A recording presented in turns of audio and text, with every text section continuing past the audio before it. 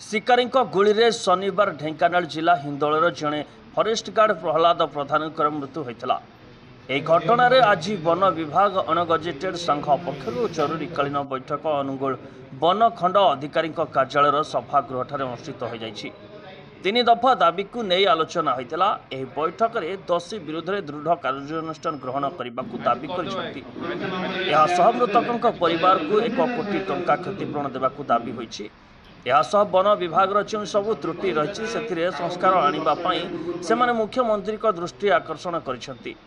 तुरंत एक forest commission गठन करा जाऊ। वन विभाग रे अनेक गुड़े अव्यवस्था रही इन्शुरांस सठिक भाव दि जाऊ नहीं एसबू व्यवस्था सुधार करने को दाबी करसबू व्यवस्था न कले से आग को आंदोलन करने को चेतावनी देछंती। जगबंधु पात्र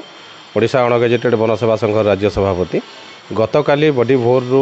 Dhenkanal division forest guard Prahlad Pradhan को जो भली निर्मम हत्या करा जायछि तार प्रतिवाद रे आज आम जरूरीकालीन बैठक आम डाकिथिलु। एही बैठक रे जो माने ये घटना घटाई निंदा करने सहित विरुद्ध में दृढ़ कार्यानुष्ठान ग्रहण करने आम सरकार निकट में दाबी रखीचु एवं तार परिवार को जो इंश्योरेंस पैकेज पुलिस मान को जमी 1 करोड़ दि जाऊँगी डेथ कंपेनसेशन देवा और तांकर परिवार क्या थैथान चाकरी देवाई आम दाबी रखीचु। तार सहित आम डिपार्टमेंट रे जो अव्यवस्था रही ये अव्यवस्था गुड़ाक संस्कार करने माननीय मुख्यमंत्री दृष्टि आकर्षण करुचु जे से गोटे फॉरेस्ट कमिशन गठन करंतु जो फॉरेस्ट कमिशन आमर जो विभिन्न प्रकार समस्या गुड़ाक अच्छी से दृष्टि आकर्षण करेंगे और सेटा विचार करेंगे जो रिपोर्ट देवे सरकार को तार अनुसार सरकार कार्यकारी करेंगे। अव्यवस्था माने बहुत गुड़े अव्यवस्था अच्छी सरकार तब आम दीर्घ 15 वर्ष है दाबी कर आसुचु जे माननीय तत्कालीन मुख्यमंत्री जी थे से घोषणा करते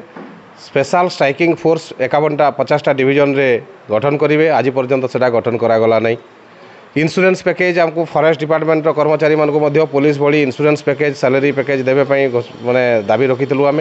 सेटा पीसीसीएफ कहले दौरान सेक्रेटरी को जाकर भेटिले से दे पीसीसीएफ को ये भाया जो मानसिकता रोचे आम अधिकारी मानी से आज पर्यंत कार्यकारी हो पारिनी जहाँद्वारा कि ये कोटी टंका इंश्योरेंस पाइबा जगह लोक क्षति सहला आज आमर तार परिवार से पाइले नहीं से सुविधा इटा गोटे अव्यवस्था अच्छी डिपार्टमेंट रे अव्यवस्था अच्छी जो गन गुड़ाक किणागला शिमिलीपाल इनसीडेंट पर से गन गुड़ाक मनमुखी भाव में डीएफओ मैंने परचेज कले तार गोटे प्रिंसिपल स्टेट लेवल तैयारी करवा कथा जे फॉरेस्ट गार्ड मैंने फील्ड रे ड्यूटी कला बेले से पिस्तल धरिक जी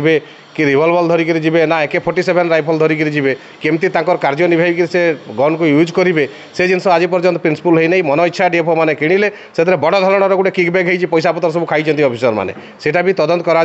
जहाँपाई आम दाबी रखुचु आउ व्यवस्थित ढंग से आर्म्स वेपन व्यवहार करबार भी आम दाबी रखुचु आउ स्पेशल स्ट्राइकिंग फोर्स गठन एवं शिमिलीपाल जो ढांचारे तामाने प्रोटेक्शन सिस्टम देइछन्ति गोटे स्पेशल स्ट्राइकिंग फोर्स पुलिस नियोजन करछन्ति विभिन्न जगार आम पुलिस नियोजन पाई मध्य आम दाबी करूँ एमती 19टा जगार APR पुलिस थिले मध्य से काम करूना सेटा मध्य दाबी करूँ कहली परा से परिवार पाई आम दाबी करूँ 1 करोड़ इंश्योरेंस दि जाऊ थैथान चाकरी दि जाऊ परिवार क्या से दाबी करूँ परिवार ठीक अच्छे। आमर ये दुर्घटना परिप्रेक्षी में आम 3टा डिमांड नहीं सरकार निकट को जाऊँ। प्रथम डिमांड है संपुक्त व्यक्तिर परिवार को थैथान करने और 1 करोड़ रुपीज जो डेथ कंपेनसेशन प्रदान करने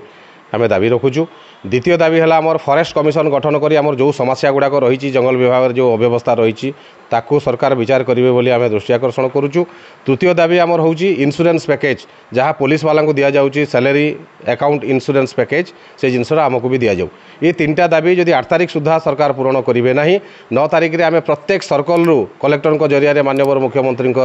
उद्देश्य गोटे गोटे मेमोरेंडम प्रदान करूँ और 15 तारिख रु आमर स्ट्राइक आरंभ हम कर्मचारी मानकर आंदोलन सामूहिक आंदोलन हम 15 तारिख आम प्रतीक आंदोलन स्टार्ट करूँ 21 तारिख पर्यंत 22 तारिख छुट्टी रहीकि कार्यबंद आंदोलन करूँ और सबू सर्कल ऑफिस आम धारणा देवु।